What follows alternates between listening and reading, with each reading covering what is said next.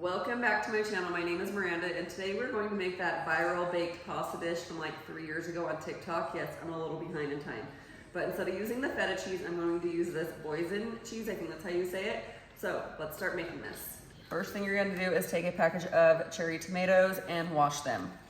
Go ahead and add that to your casserole dish. Next, I'm going to open this Boursin cheese. I got the garlic and herb one. And you're just going to want to put this in the center. Next, we're going to drizzle with some olive oil. And I just want to make sure all the tomatoes are coated in the olive oil. I'm going to add about 2 teaspoons of garlic, some pepper, salt, oregano. Now that I have this ready, I'm going to put in the oven on 400 degrees for 25 to 30 minutes.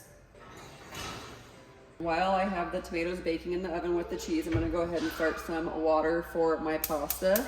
I will be using this pasta and I'm going to use half of the box and just cook as directed on the box. So I do want to add some protein to this dish, so I'm going to air fry some chicken. I already have some diced up into little bite sizes. I'm going to warm my air fryer up to 400 degrees. Go ahead and remove the basket, spray it with some non-stick cooking spray, add my chicken in. I'm just going to season with some salt and pepper. Go ahead and place it in your air fryer, and then you're gonna cook it on 400 degrees for around like 12 minutes. And then just make sure you flip them halfway through. Now that my water is boiling, I'm going to add half the box of pasta. If only you could smell this, it smells so good.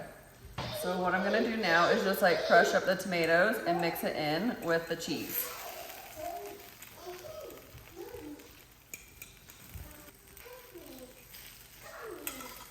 My pasta's done cooking, so I'm gonna go ahead and add that in. And then go ahead and mix your pasta with the sauce. I did chop up my chicken a little bit more, and I'm gonna go ahead and add that in. And then go ahead and mix your chicken in. And then also, if you have on hand, you can add some spinach or mushrooms. I think that would be super good too. And there we go, it is all done. I'll go ahead and put the full recipe in the description below, and then join me for more recipes.